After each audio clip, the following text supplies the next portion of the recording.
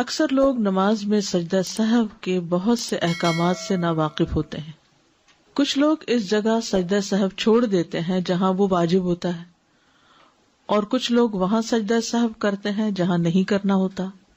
کچھ لوگ نماز میں سلام پھیرنے سے پہلے سجدہ سہو کر لیتے ہیں، اگرچہ اس کا موقع سلام پھیرنے کے بعد کا ہو. یعنی سجدہ سہو سلام سے پہلے بھی ہوتا ہے اور سلام سے بعد بھی. کچھ لوگ سلام پھیرنے کے بعد سجدہ سہو کرتے ہیں، اگرچہ اس کا موقع سلام پھیرنے سے پہلے کا ہو.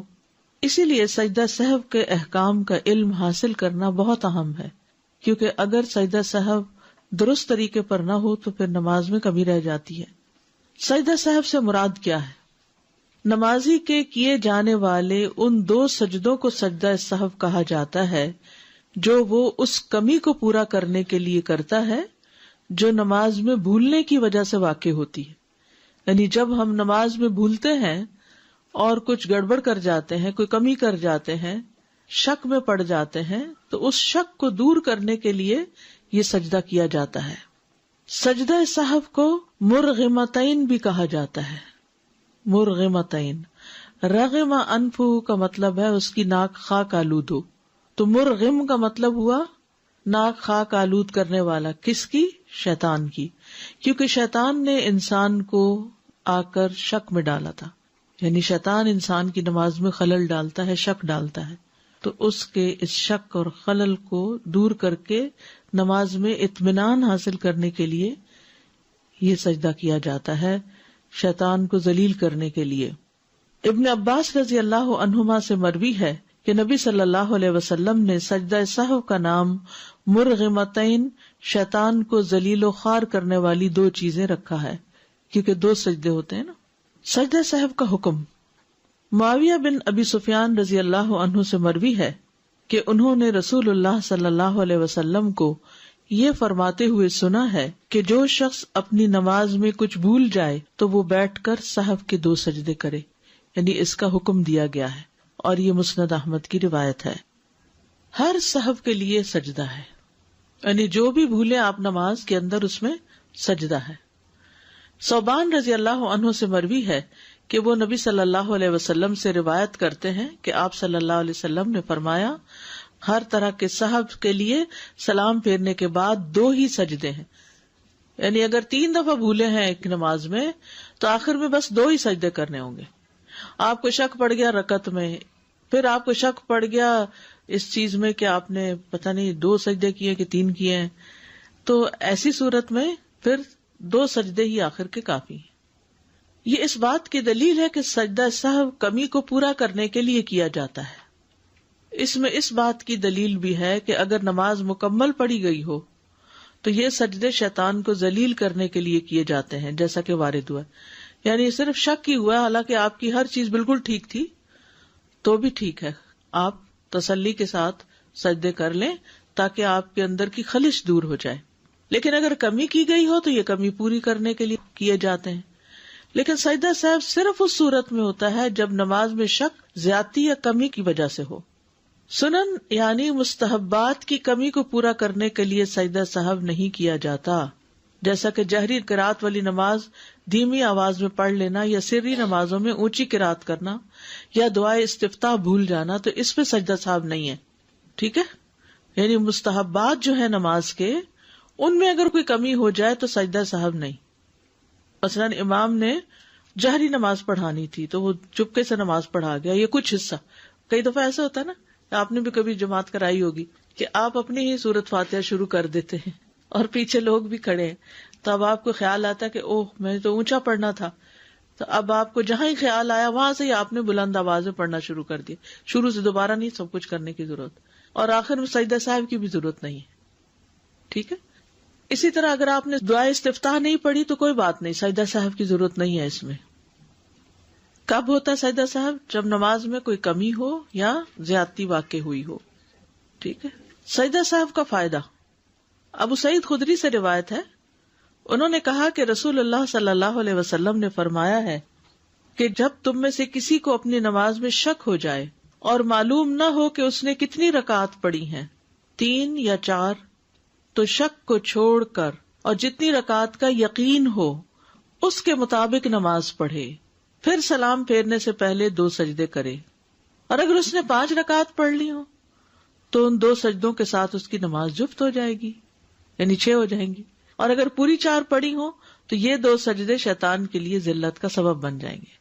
اب آپ دیکھیے، یہ صحیح مسلم کی اس روایت کے مطابق 3 سچویشنز ہیں، بتائیے کون کون سی۔ نمبر 1، نماز میں شک ہو جائے اور یہ یاد نہ رہے کہ کتنی رکعتیں پڑھی ہیں، 3 پڑھی ہیں یا 4 پڑھی ہیں، تو یقینی بات کیا ہے اور شک والی کیا ہے؟ 3 یقینی ہے اور چوتھی میں شک ہے، کیا کریں گے؟ 1 رکعت اور پڑھ کر بعد میں سجدہ سہو کر لیں گے۔ دوسری صورت، اگر 5 رکعتیں پڑھ لی تو پھر 2 سجدے سلام کے بعد کرنے ہوں گے۔ زیادتی کی صورت میں سلام کے بعد سجدہ کرتے ہیں، ٹھیک ہے؟ اس سے کیا ہوگا؟ وہ 5 کے بجائے 6 ہو جائیں گے، یعنی 2 سجدوں کی وجہ سے وہ جفت ہو جائے گے سجدے۔ اور اگر پوری 4 رکعتیں پڑھی ہوں اور ایسے ہی دل میں شک ہو، یعنی یہ یقین ہو کہ 4 ہی پڑھی ہیں لیکن پھر بھی تھوڑا بہت وہ رہ جائے، تو پھر کیا کریں؟ 2 سجدے کر لیں اور پھر سلام پھیر دیں، کیونکہ سجدہ صاحب ہوتا ہی بھول پر یا شک پر ہے، ٹھیک ہے؟ تو چاہے زیادتی ہو، چاہے کمی ہو، چاہے پوری ٹھیک نماز پڑھی اور پھر آپ سجدہ صاحب کر رہے ہوں تو وہ بھی شیطان کے لیے ذلت کا باعث ہوگا۔ ابو ہریرہ رضی اللہ عنہ سے مروی ہے کہ رسول اللہ صلی اللہ علیہ وسلم نے انہیں نماز پڑھائی، نماز کے دوران آپ کو سہو ہو گیا، پس آپ نے سلام پھیرنے کے بعد 2 سجدے کیے، پھر سلام پھیرا۔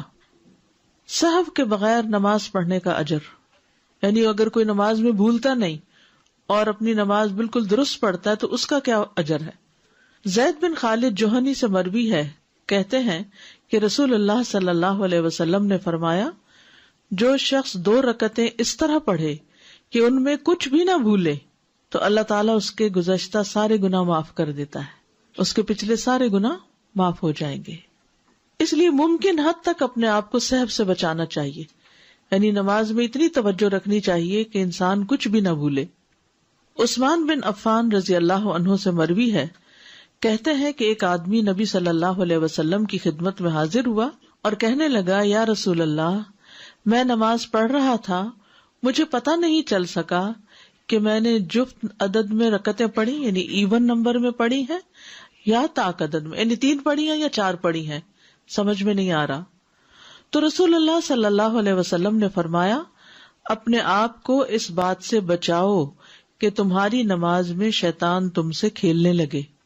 تم میں سے کوئی شخص نماز پڑھ رہا ہو اور اسے جفت اور طاق کا یعنی ایون آڈ کا پتہ نہ چلے رکعتوں کی تعداد میں، تو اسے 2 سجدے کر لینے چاہیے کہ ان دونوں سے اس کی نماز مکمل ہو جاتی ہے۔ یہاں تک بات سمجھ میں آ گئی؟ اول تو یہ کہ انسان پوری توجہ سے نماز پڑھے کہ بھولے نہ، لیکن پھر بھی شیطان اچھے بھلے انسان کو بھلوا دیتا ہے، اور وقت کے ساتھ ساتھ جب عمر زیادہ ہو جاتی ہے تو حافظہ ذرا کمزور ہوتا ہے، تو اس وقت یہ اٹیک اور بھی زیادہ ہونے لگتے ہیں، تو انسان پھر پریشان ہی رہتا ہے کہ نماز پڑھی ہے کہ نہیں پڑھی، پتہ نہیں قبول ہوئی ہے کہ نہیں ہوئی۔ تو اس طرح کی پریشانیوں سے بچنے کے لیے ہمارے دین نے ہمارے لیے بڑی سہولت پیدا کی اور ہمیں ان سجدوں کا حکم دے کر نماز کے اندر اطمینان پیدا کر دیا، ٹھیک ہے؟ تو اب اس کا حکم بھی ہے اور اس کے ساتھ ساتھ نبی صلی اللہ علیہ وسلم کا طرز عمل بھی ہے، یعنی آپ کا قول بھی ہے اور آپ کا فعل بھی ہے۔ سہو ہوتا ہے، سہو نہیں ہوتا، سب لوگ اپنا تلفظ بھی درست کر لیں۔ سہو جیسے لغو، ٹھیک ہے، کرب، نفس، سہو۔ سجدہ سہو کے اسباب، اس کے 3 اسباب ہیں۔ نمبر 1، نماز میں کسی عمل کا زیادہ ہو جانا، کسی عمل کا زیادہ ہو جانا۔ آپ کو شک پڑ گیا کہ آپ نے 2 کی بجائے 3 سجدے کر دیے۔ کمی ہو جانا، 2 کی بجائے 1 سجدہ کرنا۔ نماز میں شک پیدا ہو جانا کہ پتہ نہیں سجدہ کیا بھی ہے کہ نہیں، مثلاً یا سورۃ فاتحہ پڑھی بھی ہے کہ نہیں، حالانکہ پڑھی ہوتی ہے لیکن شک ہوتا ہے۔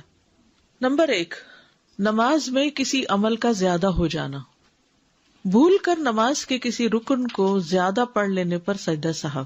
اگر نمازی اپنی نماز میں قیام، قعدہ، رکوع یا سجدہ، یہ دیکھ لیجیے ذرا دوبارہ، قیام، قعدہ، قعدہ کیا ہوتا ہے؟ بیچ میں تشہد پڑھنا، رکوع ذہن میں آ رہا ہے؟ رکوع سوچتے جائیے، ذرا امیجن کریے ساتھ کہ آپ جیسے نماز میں ہیں اور یہ چیزیں ہو رہی، یا سجدہ جان بوجھ کر زائد کر دے گا تو اس کی نماز باطل ہو جائے گی. جان بوجھ کے اگر 2 کی بجائے 3 سجدے کیے یا 1 کی بجائے 2 رکوع کیے تو پھر کیا ہوگا؟ نماز باطل.